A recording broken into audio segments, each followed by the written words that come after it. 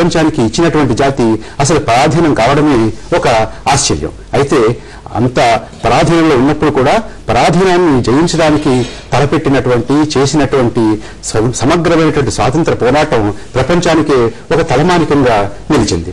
ఆ రకమైనటువంటి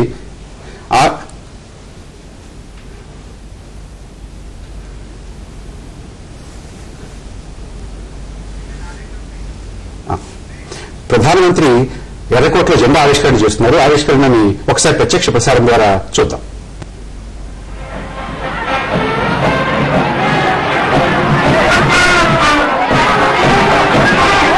Band 2 playing martial melody, and soon we'll have the music fading away into the distance.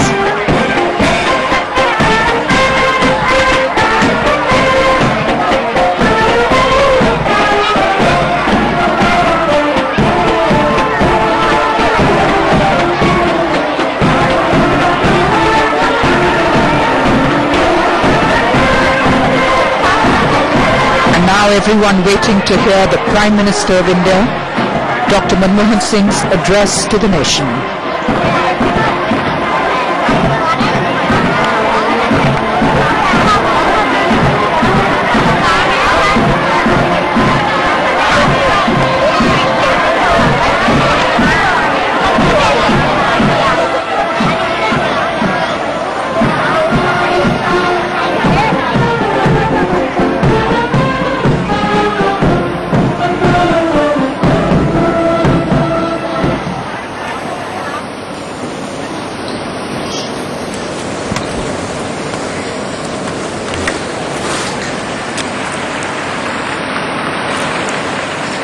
प्यारे देशवासियों, भाइयों, बहनों और प्यारे बच्चों, ये मेरी खुशकिस्मती है कि एक बार फिर 15 अगस्त के पवित्र दिवस मुझे आज आपके सामने अपनी बात रखने का मौका मिला है। इस शुभ अवसर पर मैं आप सबको हार्दिक बधाई देता हूं। आज का दिन निश्चय ही हमारे लिए खुशी और गर्व का दिन है। हमें अपनी आजादी पर गर्व है, हमें अपने लोकतंत्र पर गर्व है, हमें अपने मूल्यों और आदर्शों पर गर्व है। पर आज के दिन हमें ये भी याद रखना चाहिए कि आज हम जहां पर हैं वहां पहुंचने के लिए लाखों भारतवासियों ने कुर्बानियां दी हैं। हमारी तरक्की और खुशहाली की बुनियाद हमारे स्वतंत्रता सेनानियों, हमारी सेना के बहादुर नौजवानों, हमारे किसानों, हमारे मजदूरों और हमारे वैज्ञानिकों के त्याग, बलिदान और मेहनत पर रखी गई है। आज हम उन सभी शहीदों को याद करते हैं जिन्होंने देश की आजादी और सुरक्षा के लिए अपनी जान कुर्बान कर दी। देश के उन बहादुर सपूतों और बेटियों को श्रद्धांजलि देने का सबसे बड़ा तरीका यही होगा कि हम आज ये संकल्प लें कि हम हमेशा देश की एकता और अखंडता को मजबूत करने के लिए समर्पित रहेंगे। आइए भाइयों और बहनों, आज हम सब मिलकर प्रण करें कि भारत का नाम ऊंचा रखने के लिए हम कोई कसर नहीं छोड़ेंगे। अभी कुछ महीने पहले जो चुनाव हुए, इनसे हमारा देश और हमारा लोकतंत्र और मजबूत हुआ है। इन चुनाव में भारत की जनता ने देश और समाज को जोड़ने वाली राजनीति को स्वीकार किया है। आपने एक ऐसी राजनीतिक व्यवस्था को चुना है जो धर्मनिरपेक्ष और जिसमें कई तरह की विचारधाराएं शामिल हैं।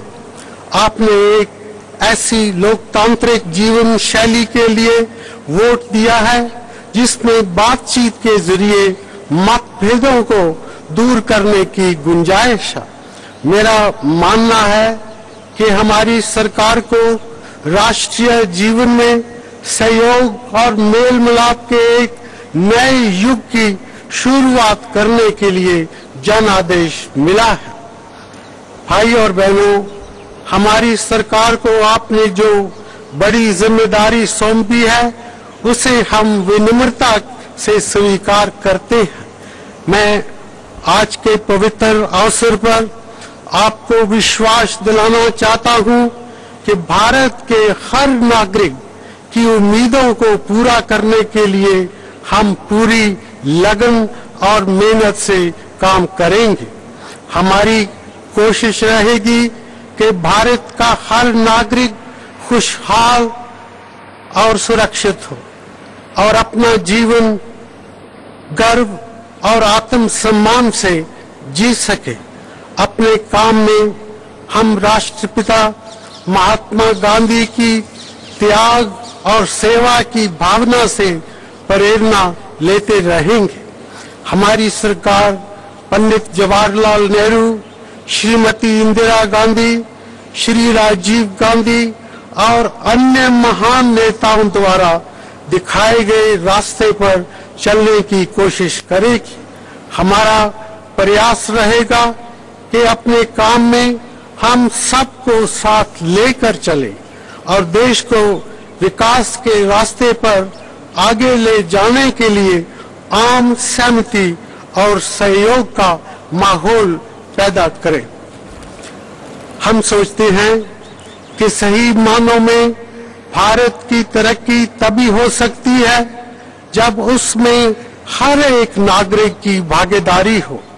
हमारे राष्ट्रीय संसाधनों पर हर भारतवासी का। ప్రొఫెసర్ హరిగోపాల్ గారు 62 సంవత్సరాలు పూర్తి చేసుకున్నాం, 63వ సంవత్సరంలో అడుగు పెడుతున్నాం. ఒక్కసారి వెనక్కి తిరిగి చూసుకుందాం. అనేక అవరోధాలు, అనేక రకాల అవాంతరాలు, అనేక రకాల సవాళ్లు మనంన్నింటినీ ఎదుర్కొన్నాం. బాగానే చేశాం. వెలుగు ఉంది, నీడ ఉంది. అయితే ఇవాళ ఒకసారి నుంచి చూస్తే మన ముందు, మన జాతి ముందున్నటువంటి సవాళ్లు ఏమిటి? అంటే ఒకటి, స్వాతంత్రోద్యమ స్ఫూర్తి మీరు ప్రమాణంగా తీసుకుంటే ఈ 63 ఏళ్లలో వచ్చినటువంటి మార్పులని మనం గమనిస్తే రాబోయే సవాళ్లన్నీ ఈ చారిత్రక పరిణామ క్రమం నుంచి వస్తాయి. అంటే నా దృష్టిలో స్వాతంత్రం అనేది అంటే 1947లో వచ్చిన స్వాతంత్రం ఒక మలుపు మాత్రమే. అంటే స్వాతంత్రము అంటే ప్రజల స్వాతంత్రం అనే దానికి ఆరంభంగా ఉంటుంది, కానీ దానికి నిరంతరంగా ప్రయాణం చేస్తుంటాడు. ప్రజలు సంపూర్ణ స్వేచ్ఛ పొందడానికి, స్వాతంత్రం పొందడానికి స్వాతంత్ర స్వేచ్ఛ అంటే స్ఫూర్తితో నిరంతరంగా ఆ ఉద్యమాలు, తర్వాత ఆ పోరాటాలు జరుగుతూనే ఉంటాయి. మనిషి తాను స్వేచ్ఛగా, సంపూర్ణ స్వేచ్ఛగా బ్రతికి జీవితాన్ని అర్థవంతంగా జీవించడం కూడా జరిగే పోరాటాలు నిరంతరంగా ఉంటాయి. కనుక 1947 ఒక మలుపు మాత్రమే, కానీ మన గమ్యాన్ని చేరుకున్నట్లు కాదు. ఏ స్ఫూర్తితో ప్రారంభమయ్యాం?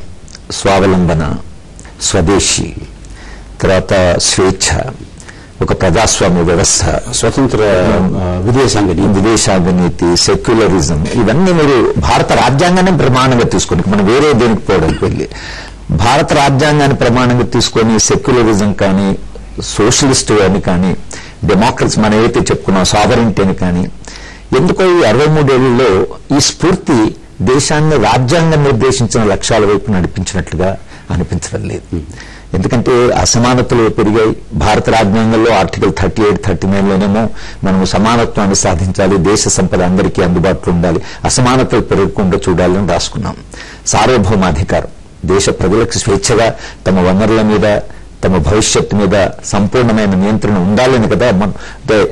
ఇవన్నీ స్వదేశీ, ఇవన్నీ చూస్తే ఎక్కడో మనము దారి తప్పాము అని అనిపిస్తుంది. భారత రాజ్యాంగ స్ఫూర్తి అంటే రాజ్యాంగాన్ని రివ్యూ కూడా చేయాలనుకున్నారు. రాజ్యాంగ స్ఫూర్తి ఆ లక్ష్యాల వైపు మనము వెళ్ళాం. ఇక వచ్చే కాలంలో ఉండే సవాళ్ళు ఏంటంటే, ఈ అసమానతలు ఇలాగే పెరిగితే ప్రపంచీకరణలో భాగంగా ఎవరో వాషింగ్టన్ లో కూర్చొని దేశ పాలసీని నిర్ణయించి మీరు చెయ్యాలి ఇది చేయకూడదు అంటే పార్లమెంట్ కూడా తీసుకుపోకుండా మనం వాళ్ళతో అగ్రిమెంట్స్ చేసుకోవడం WTOలో కానీ ఇది చేసుకోవడము సార్వభౌమ అధికారానికి ఒక్కొక్కసారి పెద్ద సవాలుగా మారింది. అంటే దేశ ప్రజలు స్వేచ్ఛగా తమ భవిష్యత్తు తాము నిర్ణయించుకుంటారా అనేటువంటి విషయంలో కూడా ఈ రోజు చాలా అది కూడా ప్రశ్నార్థకంగా ఉంది. ఎందుకంటే ఇంకా వాళ్ళు అక్కడి నుంచి ఇప్పుడు మీరు లాటిన్ అమెరికాలో జరిగిన అనుభవాన్ని చూస్తే కూడా అసలు చావేజ్ దాంట్లో అమెరికా వాళ్ళు ఫోన్ చేసి మీరు కాస్ట్రోని కలవకూడదు అంటే అతను ఇంకా కొంత సార్వభౌమ అధికారం నేను దేశ అధ్యక్షుని ఎందుకు కలుగుకుని భారతదేశంలో ఈ రోజు ఉండే నాయకత్వము ఆ మాత్రం ధైర్యంగా అమెరికా వాడికి మేము ఇది చెయ్యము, లేకపోతే ప్రపంచ బ్యాంకు వాళ్ళకి మేము ఇది చేస్తున్నాము, మీరు అప్పిస్తే ఇచ్చారు కానీ మీరు కండిషనల్ పెట్టడానికి వీల్లేదు, దేశ ప్రజలు సార్వభౌమ అధికారం ఉన్నదని ఒక నిటారుగా గట్టిగా నిలబడి మనం మాట్లాడే రకంగా లేదు. ఫారిన్ పాలసీలో కూడా మనం ఎంత మారామంటే నాన్ అలైన్మెంట్ ఉంది, ప్రపంచానికి ఒక మారల్ నాయకత్వం వహిస్తుంది భారతదేశం అని మూడో ప్రపంచ దేశాలు కూడగట్టుకొని 2 సూపర్ పవర్స్ మధ్యన ఇద్దరిని ఒక కాలంలో మనం నియంత్రించేటువంటి దిశ నుంచి ఈ రోజు కంప్లీట్ గా అమెరికా కూటమిలో వాళ్ళు ఏది చెప్తే మనం ఇరాన్ లో పైపు తీసుకోవాలా వద్దా అనే దానికి, తర్వాత ఇరాక్ లో యుద్ధం చేయాలి, దీని మీద కూడా స్వతంత్రంగా మనం అంటే మన రాజ్యాంగ విలువలు గాంధీ గారు తర్వాత స్వాతంత్రోద్యమంలో వచ్చిన విలువలకి నిలబడి ఈ రోజు ప్రపంచ దేశాలకు భారతదేశం ఒక నాయకత్వాన్ని వహించుకుంది. సూపర్ పవర్ అవుతుంది, ఎకనామిక్ గా పవర్ఫుల్ అవుతుంది అనేది కాదు, మారల్ గా తర్వాత మన స్వాతంత్ర స్ఫూర్తితో భారతదేశానికి ఉండే ఒక విశాలమైన చరిత్రలో ఈ నాగరికతకు ఉండే విలువలని ముందుకు తీసుకెళ్లి ప్రపంచానికి ఒక మారల్ లీడర్షిప్ ఇచ్చేటువంటి దశ నుండి మనం ఎవరో ఒక బలంగా ఉన్నాడు టెక్నాలజికల్ గా ఎకనామిక్ పవర్ గా ఉండి వాడికి చరిత్ర లేదు, వాడికి సంస్కృతి లేదు, నాగరికత లేదు, అలాంటి దేశము మనకు ఇది చెప్తే మీరు చేయండి అంటే నాలాంటి వాళ్ళకి అనిపిస్తుంది అంటే మీరు సావరెంటీ గురించి క్లాస్ రూమ్ చెప్తుంటే ఆ సార్వభౌమాధికారం అంటే ఏమిటి అనేటువంటి ఒక అంటే అనుమానమే వచ్చేటువంటి ఒక అంటే విషాదమైనటువంటి ఒక మలుపు తిరిగింది. ఇక్కడి నుంచి మళ్లీ దేశ ప్రజలు తమ స్వేచ్ఛని తమ స్వాతంత్రాన్ని తమ సార్వభౌమ అధికారాన్ని వచ్చే 50 ఏళ్లలో మళ్లీ తిరిగి పొందుతుందా, స్వాతంత్ర స్ఫూర్తితో దేశ నిర్మాణం జరుగుతుందా అనేటువంటి ఆందోళన ఏదైతుందో అదే బహుశా ఈ దేశ ప్రజలకి ఉన్నటువంటి పెద్ద సవాలు. ప్రొఫెసర్ సత్యనారాయణ గారు మీ దృష్టిలో ఏమిటి? ప్రజలు దేనికోసం స్వాతంత్ర్య పోరాటం చేశారు? అందరికీ విద్య, అందరికీ వైద్యం, చాలా అనుకూలమైన రవాణా సౌకర్యాలు, అనుకూలమైన తంతి తపాలా సౌకర్యాలు, కమ్యూనికేషన్ సౌకర్యాలు, ఇవి అంటే మానవుని కనీస అవసరాలు తీర్చగలిగే ఒక శ్రేయోరాజ్యం రావాలని, పరాయి ప్రభుత్వం పోవాలని, మన నిర్ణయాలు మనమే చేసుకోగలిగే ఒక స్వతంత్ర భారతదేశ నిర్మాణం జరగాలని ప్రజలు పోరాటాలు చేశారు. 90 ఏళ్ల పాటు పోరాటం, 1857 నుంచి 1947 దాకా. స్వాతంత్ర్యాన్ని రాగానే ఈ దేశ స్వరూపం అంతా మారిపోతుందని ఆశించారు. తొలి దశలో అడుగులు అట్లా పడ్డాయి. పంచవర్ష ప్రణాళికల ద్వారా ప్రాజెక్టుల నిర్మాణము, ఫ్యాక్టరీల నిర్మాణము, మన వనరులను మనం ఉపయోగించుకునే ఒక ప్రక్రియ కొంత దూరం దాకా సాగింది. అభివృద్ధి జరగలేదని నేనేం అనట్లేదు. స్వాతంత్రానికి పూర్వం ఉన్న విద్యాలయాల కన్నా, స్వాతంత్రానికి పూర్వం ఉన్న వైద్యశాలల కన్నా, స్వాతంత్రానికి పూర్వం ఉన్న పరిశ్రమల కన్నా చాలా ముందుకొచ్చాం. సమస్య ఇవాళ మీరు సవాల్ ఏమిటి అంటున్నారు. ప్రధానమైన సవాల్ ఏమిటంటే దేశ అభివృద్ధి ఫలాలు సామాన్య మానవులకు అందుతున్నాయా? వ్యవసాయ రంగం సంక్షోభం నుంచి బయటపడగలిగే పరిస్థితులు ఉన్నాయా?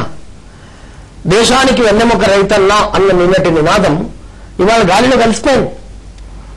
గ్రామాలు వలస కూలీలుగా పట్టణాలకు తరలి వచ్చేస్తున్నారు. మన విత్తనాలు మనం పండించుకునే పరిస్థితులు లేవు, మన ఎరువులు మన